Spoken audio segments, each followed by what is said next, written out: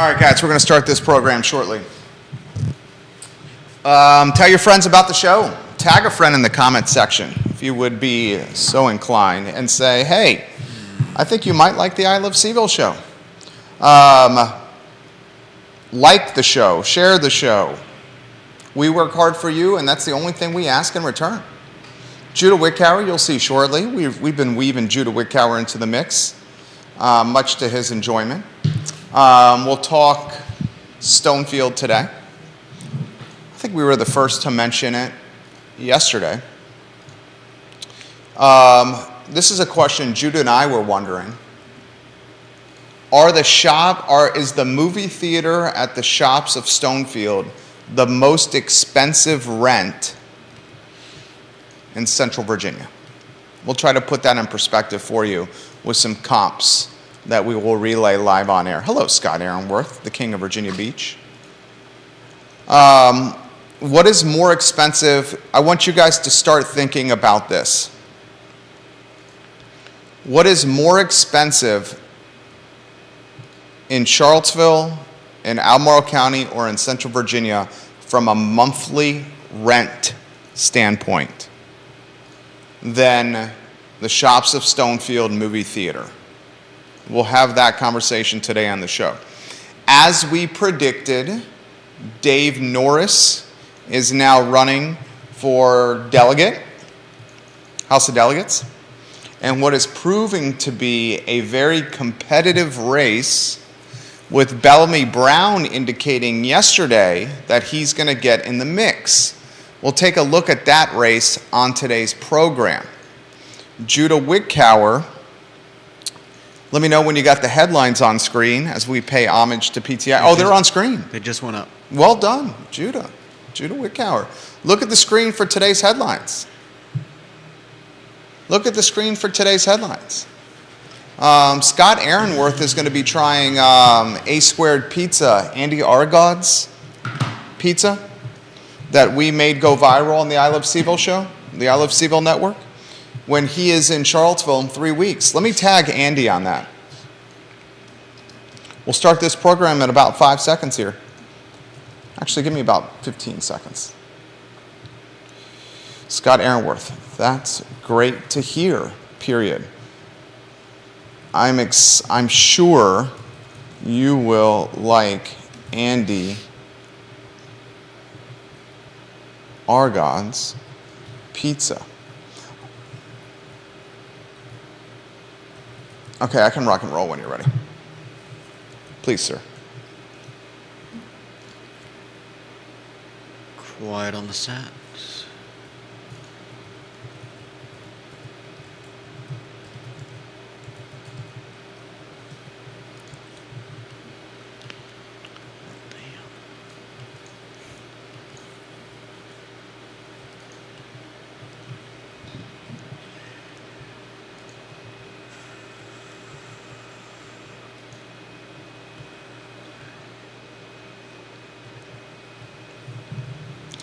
Guys, good Friday afternoon. I'm Jerry Miller. Welcome to the I Love CVille show. Thank you kindly for joining us. Great to connect with you through the I Love CVille network from downtown Charlottesville. Today's show presented by Scott Wagner of Scott Wagner Integrated Medicine. Who's got your back? Dr. Wagner of Scott Wagner Integrated Medicine undoubtedly has your back. So yesterday we talked movie theater news, and we were, folks were dismayed, some were angry, some were perplexed and shocked, but by now you know the movie theater in the Shops of Stonefield peacing out, closing. Financial difficulties, financial trouble.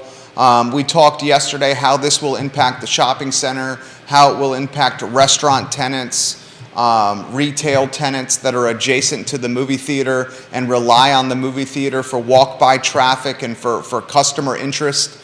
We brainstormed, or we discussed how this could impact price points. If you don't have a movie theater in there, the shopping center doesn't have nearly the draw or the allure or the sex appeal. Does that mean rent could drop in what is Charlottesville and Central Virginia's most expensive rent district, the Shops of Stonefield? Shops of Stonefield, marginally more expensive than Barracks Road Shopping Center, but more expensive. So we kind of had this, we asked all the right questions. We relayed the news to you first, and then we spent time taking a deep dive on the right questions. I would think the restaurants are going to struggle if the movie theater closes. You guys would agree with me. I would think the shopping center has less appeal if the movie theater closes. You guys would agree with me. We're in agreement. This is the second most important tenant from an anchor tenant standpoint, first being Trader Joe's, the grocery store. You're in agreement with me. I want to ask more questions on this storyline and topic because it has impacts to the local economy. It impacts other businesses in Stonefield, and frankly speaking, it impacts families and quality of life. So here's the question I have. Is the movie theater and the Shops of Stonefield, a very expensive rent district, is that movie theater, does it have the most expensive monthly rent in all of Central Virginia? All of Charlottesville, all of Albemarle County, anywhere in a 300,000 person market, is the monthly rent at the movie theater in the Shops of Stonefield the highest or the most expensive of any business in Central Virginia? That's a topic I want to talk about today on the show. I want you, the viewer and listener, to offer suggestions or ideas of what businesses could be more expensive, could be paying a higher rent. Like really, I only see this being Katie Pearl, hello, Vanessa Parkhill, hello, Aaron King, hello. I only see Judah, and we can weave you into a two-shot now if we can. I only seeing the grocery stores, my friend, as being paying more rent. I mean, maybe you make an argument for like the hotels. Yeah, but they probably... I'm curious of how many of the hotels actually own the hotel and the real estate. Yeah, that's what I was thinking too. Certainly more hotels are owning their real estate in Albemarle County and Charlottesville City than grocery stores. So I think we're safe to say the highest rent of anybody that's paying rent, any business in Central Virginia, is got to be what? Maybe like a Costco? Probably Costco. The Harris Teeter and Barracks Road is ginormous. I would imagine we'd have to think about the high rent districts like Barracks Road Shopping Center to compete with the movie theater rent at the Shops of Stonefield. We did a little research on this. You in particular did some research on this. Can you relay some of the facts that you found? We know the movie theater at the Shops of Stonefield is 65,000 square feet. 65,000 square feet in size. Let's try to compare the movie theater's 65,000 square foot footprint with what you have found. I mean, I don't have a whole lot, but we've got Wegmans at 120,000 square feet, so that's quite a bit larger than the Regal. And Costco, I couldn't find an exact number, but when they were, I found several articles talking about when they were originally planning on building it, and estimates run from 148,000 to 155,000 for how big it would eventually be. I mean, God, the largest business, square foot, highest price tag rent, it's got to be the Teeter Barracks Road, Costco, or the Kroger Barracks Road. Fifth Street Station, where Wegmans is, and where Alamo Drafthouse, yes, it's high rent, but that rent, the price per square foot, does not compare to Barracks Road. Trader Joe's is smaller in size than Harris Teeter.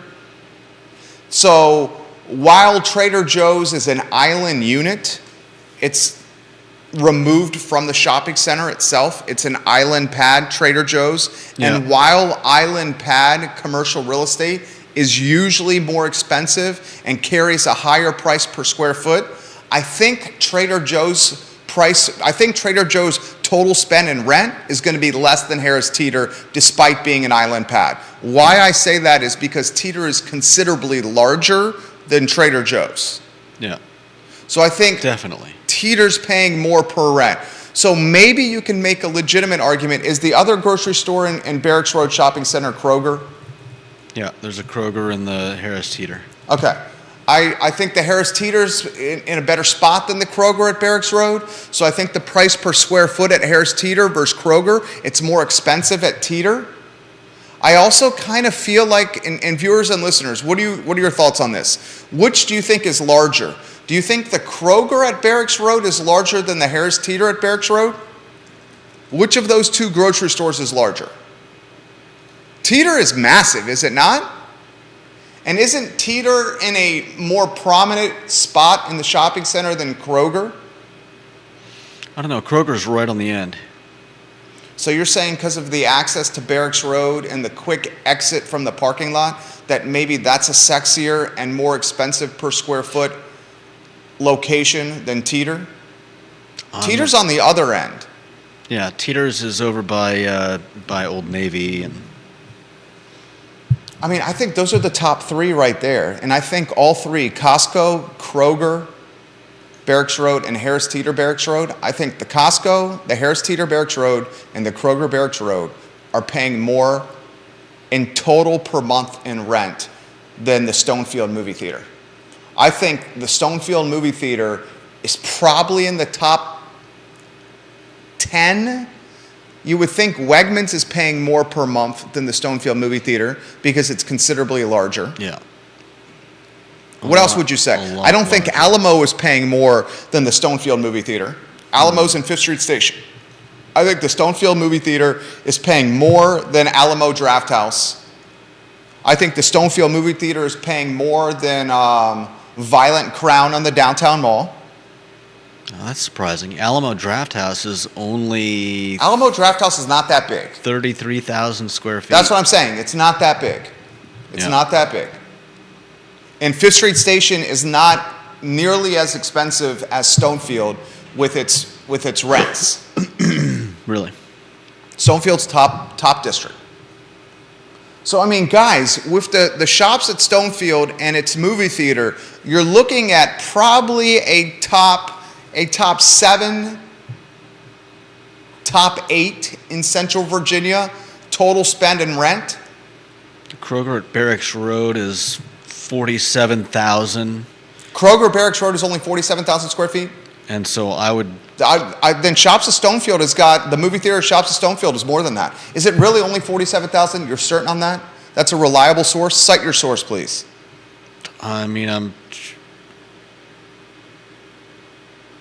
I'm looking at Seville Tomorrow, a renovation of the 47,000 square foot All right. Kroger at Barracks Road That's shopping bona center was fide. completed at the end of 2013. Okay, Shops, Daily Progress I got it. cites the number as well. those are legitimate sources. So I think, based on the research you just did, that Kroger Barracks Road is 47,000 square feet total. And we know Shops at Stonefield movie theater is 65,000 square feet total. Then the movie theater has a larger spend per month in rent. Yeah. Larger spend. So how big is Harris Teeter Barracks Road? I've been looking for that. Harris Teeter Barracks Road strikes me as larger than Kroger Barracks Road. Harris Teeter Charlottesville square feet. Was that what you Googled? Charlottesville, Harris Teeter. Let's see. Looks like Harris Teeter's run about 53,000 square feet to 63,000. So roughly the size of the movie theater. It's been a 53 long time since I've been to that Harris Teeter, but it doesn't strike me as being excessively large. So you feel like it's smaller than the theater? I It could be. I think have no most idea. likely. It Yeah, could be. I think most likely. I think it's probably somewhat comparable to the The size of the to theater? the Kroger, to the Kroger in. Then hell, In then Barracks. maybe the movie theater in Stonefield, J Dubs, is more per month than rent. Yeah, I mean, maybe we're looking at Costco. I think Costco so far is. I mean, gotta how many be square the- feet did you find on the Costco? Costco was when they were talking about it possibly being built. The numbers I got were 148,000 and 155,000. So That's massive. yeah, that's really big. So we're talking Costco and then maybe that Stonefield movie theater as the most expensive rents in Central Virginia. Yeah, and Wegmans. I mean, think about that. It's a big deal this thing is closing. Yeah. It's a big deal for the shops. Oh, It's definitely. a big deal for the entire plaza. It's a big deal for the restaurants across the way where patrons were getting booze and beers and wines and ciders and cocktails, appetizers and dinners and desserts before and after movies. It's a big deal for the walk-by traffic to the shops, the boutiques. Yeah. It's a big deal from an economic vitality standpoint for Stonefield and all the folks that are tied to that supply chain in some capacity. Yeah. Advertisers, media, locality that uses revenue from dining taxes and lodging taxes and retail taxes to support its jurisdiction. Albemarle. So we're in agreement that Costco is the largest per month rent in Central Virginia. Most expensive monthly rent is Costco. Most likely. I would say most likely. I'd say most likely too. Vanessa Parkhill says, I'd guess Kroger and Barracks is probably larger than Teeter, but I think Teeter is in a better location. So she says Kroger Barracks is larger than Teeter Barracks. But she thinks Teeter's in a better location. I think Teeter's in a better location as well. Carol Thorpe, good afternoon. Lisa Costello says, Teeter next to McDonald's and the post office. Kroger is close to GameStop. Yeah. James Watson says, Dick's, the great outdoor store in Fifth Street Station, is probably pretty high as well from a monthly rent. When you say Central Virginia, does that include Short Pump? I don't include, that's a good question, James. I don't include Central Virginia and Short Pump. By Central Virginia, I include Louisa County, Orange County, Greene County, Nelson County, Fluvanna, Albemarle, Charlottesville City. The most east I would go for Central Virginia would be Louisa County. That's the most east I would go. I'd say Short Pump is part of the Richmond market. But that's a good question. And the reason that's a good question is because some of those businesses at the shops of Short Pump, at Short Pump Mall, are paying astronomical rent. What'd you make of Dave Norris running for House of Delegates? And did you see Bellamy Brown did a post that he's running on his Facebook page that he's going to run? So Yeah. the 54th district, Sally Hudson's seat that opened up because she's challenging Cree Deeds. This district, Judah, the Democrats alone, we're not sure how Bellamy Brown's going to run. Dave Norris has historically run as a Democrat. Yeah. So from a Democrat primary standpoint, you got Dave Norris, a former Charlottesville mayor. You got Dave Brown, a former Charlottesville mayor. You got Katrina Colson, Albemarle County School Board chairwoman currently, and an attorney who collects a paycheck from the city of Charlottesville. She works for Charlottesville City. You got Deshaun Cooper running for this as well. He's actively involved with the Democratic Party, in particular with the Young Democrats. He lives in Fifeville. I mean, and then you got Bellamy Brown, who made mention last night that he was going to run. I'll read what Bellamy Brown said. To my support, this is quote from Bellamy Brown. To my supporters for Virginia's 54th, meaning the 54th district, be not concerned. This party is just getting started. I'm waiting for Department of Elections to adopt my amendment to my statement of organization. The official launch party is January 28th from 12 to 2 p.m. at Cardinal Hall. I mean, that's an announcement. Yeah. Would you say that's an announcement? Remember, we said last week that the scuttlebutt and the rumor mill had Bellamy Brown running. Yep. Remember? That scuttlebutt and rumor mill that we were addressing last week, proved to be right.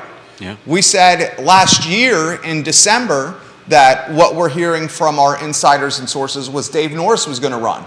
Remember, I quoted him while he was on vacation in Ireland.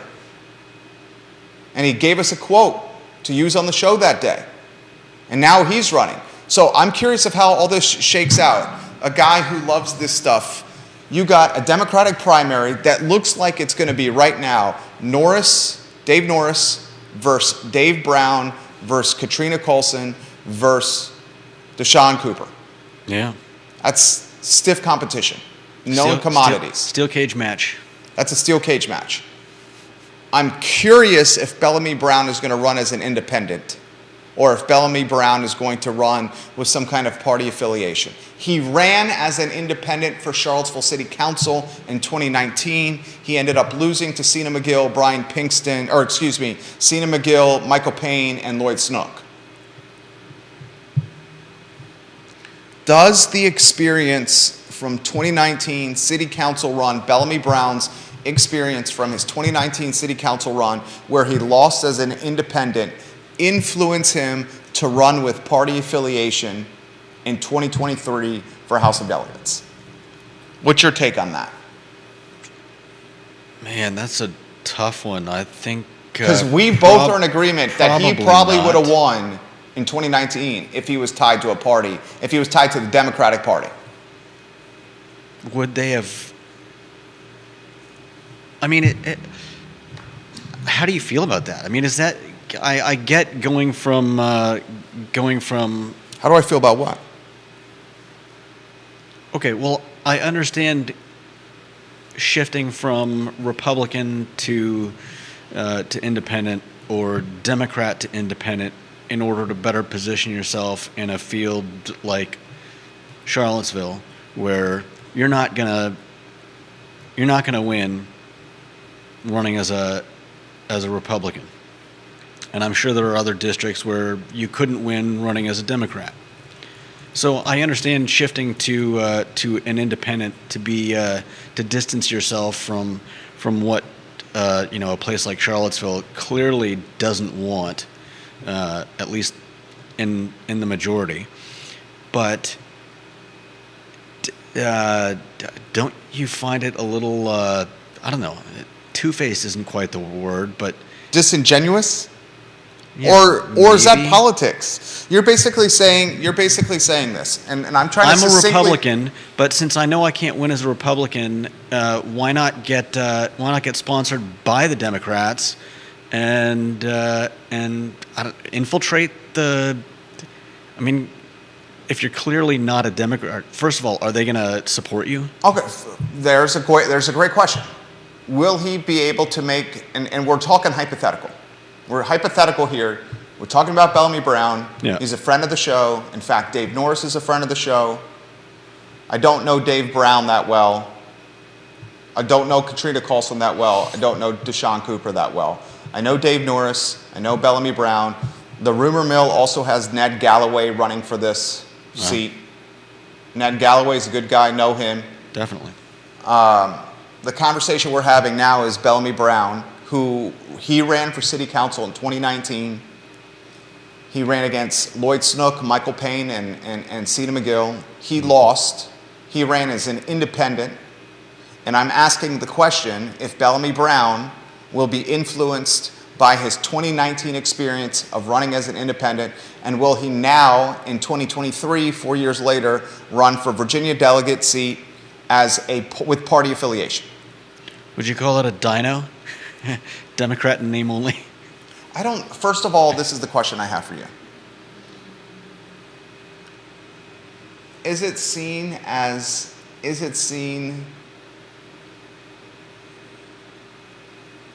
Would it be curious or head scratcher, or would it be seen as disingenuous if he went from an independent to a Democrat?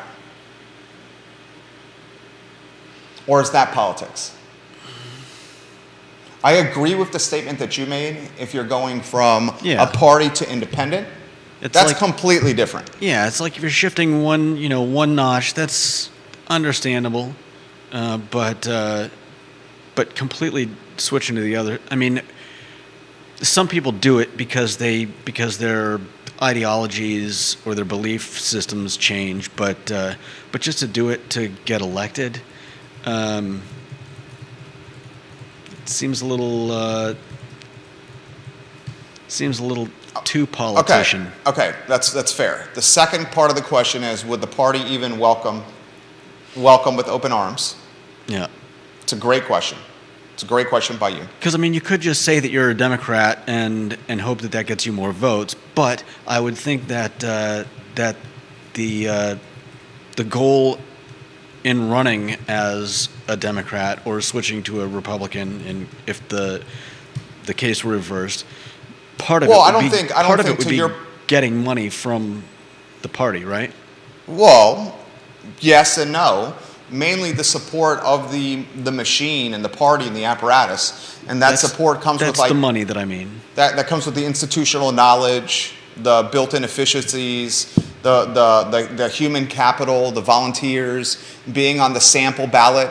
I mean, being on the sample ballot is extremely important. The sample ballot that's handed to people when you arrive at a place to vote. You get a piece of paper from your party, and they suggest who to vote for. Mm-hmm. You know, that's the sample ballot. Being on that's important. You know, and if he runs as an independent, he's not going to be on the sample ballot because the Democrats have other people that they're trying to put into office. Yeah, nobody's pushing him. Yeah. I mean, I'm curious. If he tries to run as a Democrat, you know he's doing it to try to win. I think with the Bellamy that I know, he's going to run as an... I think he's going to... I don't know for certain. I don't know. I think he's going to make the push as an independent. If he runs as an independent, he distances himself from the Democratic primary. This is the political science behind it, the political strategy. If you run as an independent, you're not in the primary. The primary is going to be a dogfight. You're also not getting culled in the primary. Exactly. Right? Yeah. So he avoids the primary. He stays on the ticket into the general, into November. He can continue campaigning and getting his platform out there. I think we're in agreement that if he ran as an R, he has no shot at winning. Very little. I'm curious if Dave Norris tries to run as an independent. I think the likelihood of him running as a Democrat is slightly greater than him running as an independent, Dave Norris. Curious to see what Galloway does. Very curious to see what Ned does. So you think Dave will distance himself from the dogfight? I mean, the primary, in a lot of ways, is that race. Yeah. Because that seat leans so blue, leans so left, leans so Democrat. Yeah. That's Sally's seat. And the reason that seat opened up is because Sally's going after Creed Deeds in state senate. And that's going to be a dogfight. That is going to be a dogfight. And Rob Bell's got competition. Oh, Robbie Bell's got some competition.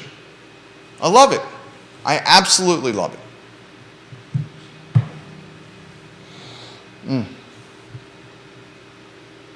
All right, a couple things out of the notebook here, and then I'll get to some comments. Put your comments in the feed. I'll relay them live on air. Joanne Mackey, I'll get to your comments here very shortly. Before I get to those comments, I want to remind you that the UVA men's basketball team travels to Wake Forest on Saturday. Tip-off is 2 p.m., and that game is airing on ESPNU. Virginia basketball looks like a different team with Vander Stash in the starting lineup. Looks like a different team with this transfer whose dad played college basketball with Tony Bennett in the starting lineup. He stretches the floor with his jump shooting, something Shedrick could not do. And while Vander Stash may not be nearly as good a defender as Shedrick, I mean, Shedrick was a great defender. He's a great shot blocker. He's a great rebounder. He protects the paint really well. He's athletic. He can jump. He's longer and taller than Vander Stash. Vander Stash, his value proposition, his value is what he does offensively with his jump shooting and stretching the floor. And Tony Bennett has said that carries a little more weight than Shedrick's defensive ability and defensive advantage over Vanderstash. And I agree with Coach Bennett. This team looks completely different. 2 o'clock, ESPNU, Saturday, Virginia Cavaliers are back in action. All right, comments. Vanessa Parkhill says, Bellamy Brown is a smart man. He could definitely be successful as an independent. I think Bellamy Brown is a rock star as well, Vanessa Parkhill. And I don't want to speak for Judah, but I believe he feels the same. Definitely. Agreed. I read this live on air. I'm going to also tag Bellamy. Actually, I can't on that one. Vanessa Parkhill, I agree 100% with you. She also says the community might be better off if everyone ran as an independent. It would force voters to investigate the candidates more and actually listen to their ideas instead of just picking a party. Unfortunately, politics don't really run that way today. Today, much money tied to parties and politics. I like it. I would love if everyone ran as an independent. Yeah. That's not going to happen. But I would absolutely love it. Because if everyone did that, I think we would have a greater level of engagement in local races. Joanne Mackey's the queen of Keswick. Welcome back to the show, Joanne Mackey. A lot of respect and props for you, Joanne Mackey. She says, I go to Stonefields for dining, and the last movie I saw there was Top Gun Maverick. She does not think the closing of the movie theater will be very impactful. She would like to see dining expansion in that spot. She says the reason she dines there more and does not care for the downtown mall lately is, I would imagine, the parking and the safety. She's heading to Burton's this weekend. What's the best use for that space? What does the Central Virginia area need that could fill 65,000 square feet in Stonefield? I mean, that space is monstrous. I still stick with what I suggested yesterday. I'd love a swap meet. You get the movie theater and you convert it into go-kart racing or bumper cars, a trampoline or jump park, mini golf, maybe an arcade, Top Golf where you can rip some golfs. But who's gonna build that? Who's gonna put the money in for all that? I mean, Jump Seaville, I've heard is Jump Seaville sold. It was previously owned by ACAC. It's now been purchased by a corporate out-of-market trampoline and jump company, and they're unfortunately not running the business very well. That's what my sister took my niece there and said that my niece had much more fun at the Virginia Discovery Museum right here downtown. That place is awesome. Virginia Discovery Museum in the downtown mall. We've taken our oldest son there many times. It's pretty awesome. It's a very good sensory experience where you can do stuff with hands. They got like a makeshift, I think it's a Panera Bread all the way in the back. Have you gone in there? I think I heard about that. Where there's like a cash register? She had fun making sandwiches and stuff. It's pretty awesome. It's pretty awesome. Catherine Lochner, who's run for Albemarle County School Board and often comments on our show. Catherine offers good comments on the show. She says, turn the movie theater into a convention center. Convention center, we need a convention center in this area. I will say this, Catherine, and I appreciate the suggestion. The University of Virginia is building a conference convention center with its new hotel on Ivy Road. So we will have a conference and convention center coming here shortly, and I think this market is not large enough to accommodate 2 convention centers, but that is a good suggestion. Bob Yarborough says, seems like a perfect setup for a casino. Too bad it's illegal. No windows or clocks anywhere like you see in casinos. That's a good suggestion. Would love a casino in Charlottesville. Frankly, I thought Charlottesville and Albemarle County would be a phenomenal place for one of the casino licenses that we've seen go to southwestern Virginia or the Richmond area. a casino with the level of wealth that is in Central Virginia, the fact that it has a UVA in Central Virginia, and the fact that it has this like emerging tech scene, Silicon Valley scene in Central Virginia, a casino would be uber popular. You don't feel the same way about a casino that you did about the... I knew you were going to bring that up. The slot slots? machines in Prime 109? Is that what you're going to say? Yeah. This- I'm just curious. Because that's a fair comment. It's essentially the same thing. You talk about wealthy people, and yes, they certainly do have the money to toss around and lose. But I would imagine. okay. Go ahead. I would sorry imagine for that you're going to interrupting. have as much the ratio of rich people to poor people. You're going to see the same thing going in and coming out of a casino if they put one up there, and how is that any different from the one-armed bandit stealing money from the people that can't afford to lose it? Your comment is fair and irritated me, but it's fair. I mean, it's just a question. My issue with the Prime 109 slot machines that went viral and I caught heat for, tremendous heat. I mean, still I think till this day, Mitch Behrens, who was one of the owners of Prime 109, is pissed off at me. My issue with the slot machines It's on the mall. was the clandestine nature of how it was managed and handled. It was kept super DL, super hush-hush, super sketch. My issue with that was the location, the downtown mall. The casino should not be on the downtown mall, the epicenter of Charlottesville City. That's not what Charlottesville's brand should be, and if it was on the downtown mall, that would be part of the brand image and the brand equity of Charlottesville, a casino. Okay, my issue was infrastructure, and my issue was frankly the type of gambling. Slot machine gambling, like those slot machines we see at gas stations, that's predatory gambling. Have you ever been to a casino? That kind of gambling preys on folks on the financial margin that may not be the most sophisticated when it comes to education. Table games in a casino, a proper casino, are much more about entertainment and date night and dinner and dance and music and fun, and table games offer a different climate than a slot machine emporium. And that was a slot machine emporium on the downtown mall. Well, That was not a casino. I'm going to say the same thing you said to me. That's fair, but I don't know. I just you're saying that a couple could go to the casino, decide that they're going to just have some fun with $50 and know that they're going to blow it, playing craps or blackjack or whatever else.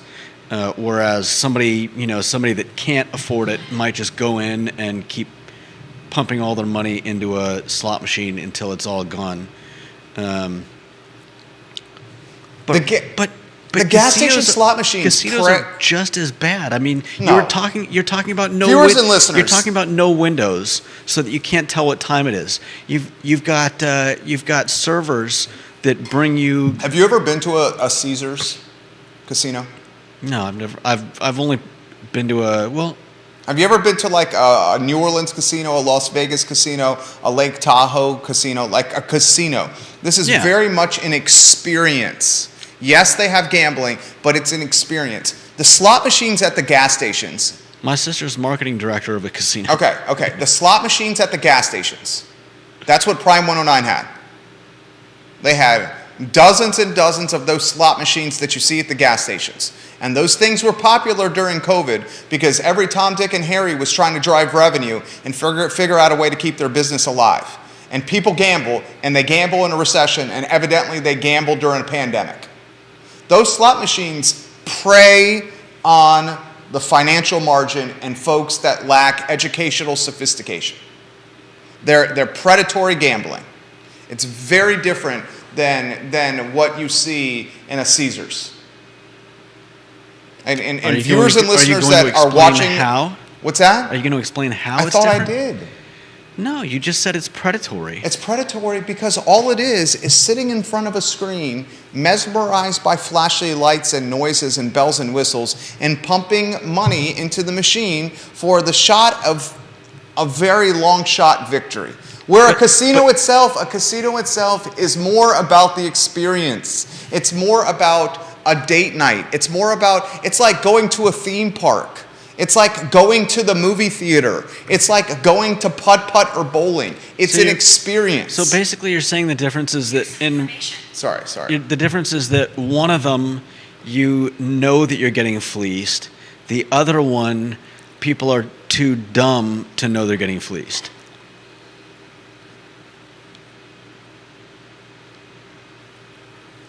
The casino concept, people are going to the casino for the sake of enjoying themselves and having fun and doing something on a night out or a day out. But it's got slots too, and there are people that just sit there and feed the machine. Yeah, and that scenario, you're right. And I'm just saying, it's proven that it's a different type of gambler and a different type of makeup and mindset, the table game versus the slot machine gambler. Yeah. Certainly the slot machines that are hidden in the back of a gas station.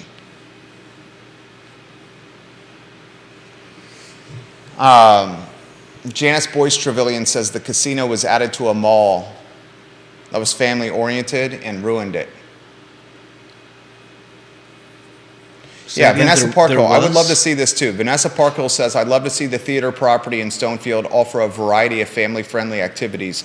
As you've discussed, our market is pretty saturated with adult activities like breweries. I agree with that. I think something that's like a jump trampoline park combined with like Top Golf or mini golf or a driving range that's digital, like golf simulation of some capacity, bumper cars or a go-kart track, like some kind of bounce trampoline thing, an arcade, and then three or four brands of food, having like food stalls, like a food hall. Yeah, like Sparrow and... Yeah, that would crush it there. There's not a lot of stuff to do for kids. Yeah.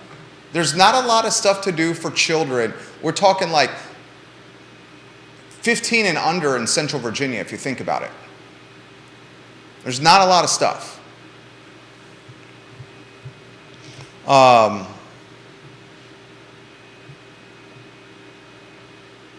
Dave and Buster's is a home run there, Kevin Higgins says.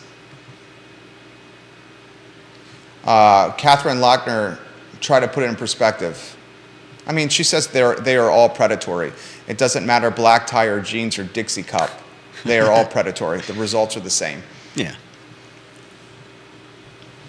I think what Jerry's arguing is that at one place you know what you're getting into. At another, that's what I'm arguing. People aren't sophisticated enough to realize that they're going to lose whatever they put in the machine. Kevin Higgins says one requires a degree of skill, the other does not.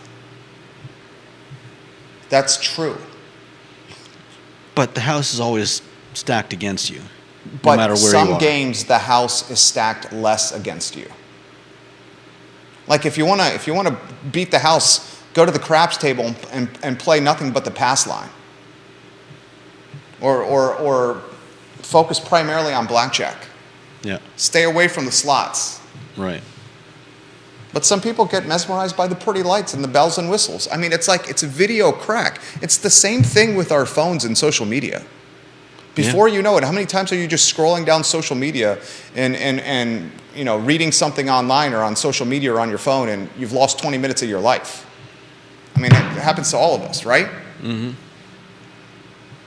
Joanne Mackey loves a casino idea over there. Bob Yarborough suggests laser tag.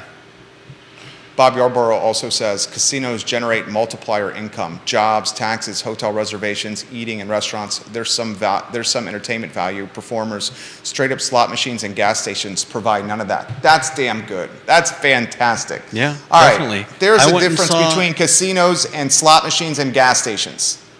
Casinos generate multiplier income, jobs, taxes, hotel reservations, eating, restaurants, musical performers, entertainment value. Yeah. Slot machines and gas stations provide none of that. Said it better than I could, Bobby Yarborough, King of Redfields. There's your answer right there. Yeah. You give me that? You My give me s- that? Oh yeah, definitely. My sister, like I said, my sister's the marketing director of a casino. We should get her on the talk show. Can when you I, get her on the show? I went to California one time for I forget what it was, Christmas or something or other, and got to see Kenny Loggins there. Kenny Loggins, ooh. Yeah, it was great. What's the most iconic Kenny Loggins song? I mean, there's Danger Zone, but then there's also then there's also Winnie the Pooh. Oh, really? Yeah, I didn't know that. that is that's a classic, and he's got a great story about that song too. Can you tell us the story? I wish I could do it justice. I think his girlfriend at the time that he was writing the song, her father worked for Disney, and she basically got him in to play the song for her dad, and you know, And then the next thing you know, it's the Winnie the Pooh song. yeah, That's a pretty iconic song. yeah, no doubt. Did Kenny Loggins sing Footloose? I'm pretty sure he did play Footloose while we were there. He played a lot of great songs. I mean, songs that I wasn't even all that aware of, that I was just like, damn.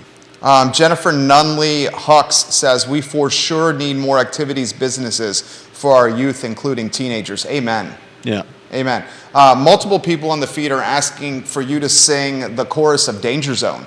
Can you sing the chorus of Danger Zone? I'm seeing that all over the feed right now. I can do, Will you sing I can the do chorus? the Archer version. Will you sing the chorus of Danger Zone? Danger Zone. No, come on, sing it. Are you going to sing it with me? You brought it up. Okay, I'll you give you asked. what the chorus is. It's highway to the danger I know how zone, it goes. ride into the danger zone. Revving up your engine, listening to her howl and roar. I'm just Metal gonna do- under tension, begging you to go touch and go. Highway to the Danger Zone. That was awesome. Danger Zone. That was great. Excellent work.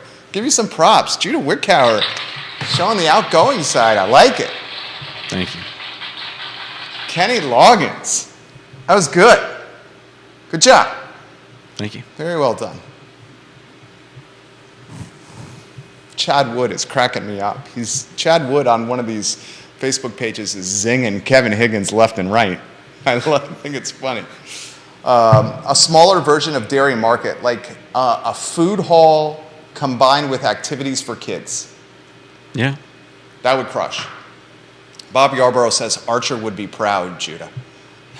Thank you. Do you want ants? This is how you get ants. Archer's a great character. Why do you like Archer so much? Why? I mean, if you have to explain it, if you've never watched the show, I don't know how I could explain it to you. But he's like, This is the cartoon, right? yeah. I mean, I just tagged you in the Yarborough post so you can respond to them. People want you to engage with them in the comments more often. You should do that post-show. okay. Engage with them. Scott Aaronworth said you better have the poster ready for him, and he wants it signed for when he visits. Exact words. Which poster is that going to be? The life-size poster. I of know, you. but I say we could have a line of them, like me dressed up as Archer, me dressed up as Maverick. Tom Cruise? Yeah, Danger Zone. Okay. There you go. All right. Closing thoughts. Closing thoughts: go out and see the Wienermobile this Oh, weekend. we should talk about that. I've seen the Oscar Mayer Wienermobile around. I've got some I've got a few facts about it. You got a few facts about the Oscar Mayer Wienermobile? Yeah. I'm extremely disappointed to find out that you cannot get hot dogs by visiting the Oscar Mayer Wienermobile. It has 6 seats inside, but what do you think they call the? What do you say? Is this a hot dog joke? What do you kinda? What do you say when you want the best seat that's not the driver's seat? What do you say when basically you're saying the shotgun seat? What do you say when you want the shotgun seat in the Oscar Mayer Wienermobile? Yeah. Tell me. Shot bun. What is it? Shot bun. Shot. That is such a dad joke. That is a terrible, terrible, terrible dad joke. I didn't make it up. And you're not a dad. That's a dad joke. There's also one about the sunroof, which is fairly predictable. What's the sunroof one? Bun roof. Oh, a bun roof? That is even worse of a I dad know. joke. I saw it next to UVA grounds yesterday. The Oscar Mayer Wienermobile. Wienermobile. Can you think of anything else that's more iconic with its branding than that? A few things come to mind for me. Ronald McDonald of McDonald's. Yeah, I was just gonna say stuff like that. But Yeah. But Ronald McDonald's not mobile. Yeah. What mobile branding is more iconic than the Oscar Mayer Wienermobile? Yeah, I don't Something know. that's mobile. Can you think of anything? The Goodyear blimp, what you see above sporting events. Yeah. The Goodyear blimp I'd put on there. Yeah. What else that's mobile? I mean, the Blue Angels, the jets that do those tricks, Yeah. that's iconic, the Blue Angels. Yeah. They're mobile, but it's not like they just go flying around. No, I know. They have limitations. So this is good. The Oscar Mayer Wienermobile is 64 hot dogs long. Really? Yeah. That's a good one. And there More is hot dog facts? one Okay. more. Fine, There's a fine. mini Wienermobile called the Wiener Mini, built in 2008 by Mini Cooper. He's laughing at his own jokes over here. They're not my jokes. They're just facts. Just the facts, man. Catherine Lochner says the LL Bean boot. Yeah. Kevin Higgins says, personally, I'm terrified of the Wienermobile and refuse to associate with anyone that goes to see it. Well. And Carol Thorpe says, we got to sing the Wiener song. Chad Wood says the Wienermobile was in a wreck earlier. I never sausage a thing in my life, and Frank, it was the worst. Grown. Oh, Joanne Mackey says the American flag, iconic branding. That's certainly very iconic branding. Yeah. But is it mobile? Not mobile. All right, that's the Friday show. Thought you did great today. The Judah Wickhauer that sung the chorus to Danger Zone was dynamite. That Judah Wickhauer adds to the show's dynamic. I like that Judah Wickhauer when we're on the show. All right. Okay. That's good to know. That's all I got. All right, I Love Siebel show on a weekend, right before a weekend. Keep your money in the community and support the businesses that are local and owned by friends and neighbors and family and the folks that you see walking around town. That's how the locally owned businesses are going to survive what is undoubtedly some very challenging economic times. Please keep it local. For Judah Wickhauer, my name is Jerry Miller, and this is the I Love Siebel show. See you guys. Goodbye. I like the Wienermobile facts. Maybe what we do on future shows is like for that closing thought, you have something like that where it's like anything you want to talk about. Because that can be broad. Yeah.